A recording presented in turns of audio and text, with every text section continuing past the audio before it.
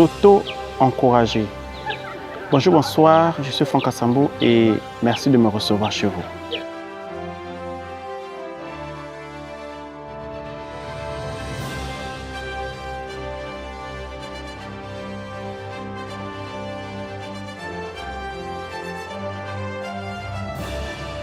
Lorsque nous avons du succès dans nos réalisations et que les gens nous encouragent, cela nous fait du bien et nous donne la force de continuer. Mais qu'en est-il lorsque personne ne semble voir ce que nous faisons, lorsque nous ne recevons aucun mot, aucune parole d'encouragement, lorsque personne ne semble voir notre réussite? On peut encore être encouragé parce qu'on voit des résultats, on voit ce que l'on a fait. On peut avoir un espoir et se dire, si personne ne me voit aujourd'hui, peut-être quelqu'un me verra demain. Et cela peut nous donner la force de continuer. Mais si notre travail, si nos efforts se soldent par des échecs, je parle des échecs répétés, qu'en est-il? Malheureusement, certains parmi nous ont grandi dans des environnements où ils n'ont pas appris à être appréciés.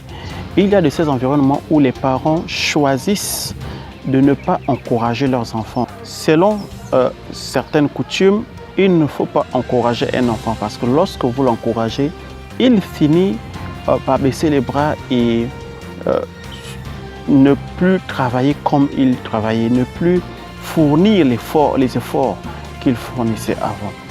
Et donc, ces enfants les seules paroles que ces enfants ont appris, c'est une critique négative ou alors des blâmes pour les échecs qu'ils ont fait, mais jamais une parole d'encouragement pour quelque chose de réalisé, pour un succès. Une telle personne qui n'a pas été encouragée dans son enfance et qui malheureusement a des échecs à répéter peut penser que tout ce qu'il fait est un échec et que la réussite, le succès ne peut pas faire partie de son environnement, de ce qu'il fait. Le récit biblique dans le livre de Genèse parle de Joseph qui était haï par ses frères.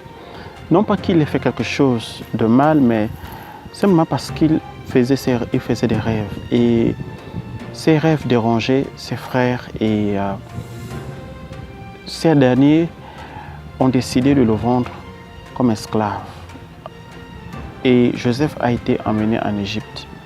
Joseph n'avait aucun moyen de trouver un encouragement.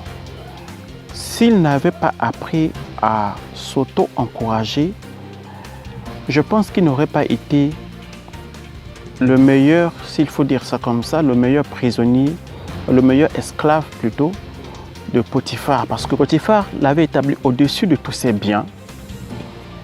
Et c'est lui qui gérait tout. Et Potiphar ne prenait compte de rien. Parce que Joseph était un très bon intendant. Si Joseph n'avait pas pu s'encourager, il n'aurait pas pu être ce bon intendant. Et c'est pas tout. Joseph a malheureusement été emprisonné pour une faute qu'il n'a pas commise. Je suis sûr qu'une fois en prison, il a aussi trouvé le moyen de s'auto-encourager. Joseph avait toutes les raisons de s'en vouloir et d'en vouloir à ses frères. Mais au lieu de voir cela, il a plutôt trouvé le moyen de dire c'est la volonté de Dieu. Il a trouvé le moyen de s'encourager et de faire au mieux tout ce qu'on lui demandait de faire. C'est ce qui a fait de lui, ce qui lui a donné toutes les positions qu'il a pu avoir en Égypte jusqu'à la position, la fonction de Premier ministre. Ainsi donc, si nous n'avons pas une source extérieure, si nous n'avons personne pour nous encourager, nous devons nous efforcer à trouver de l'encouragement au-dedans de nous-mêmes et de faire ce que nous savons bien faire. Et si suite à un échec, non seulement personne ne vous encourage, mais quelqu'un trouve le moyen de vous clouer, de vous enfoncer,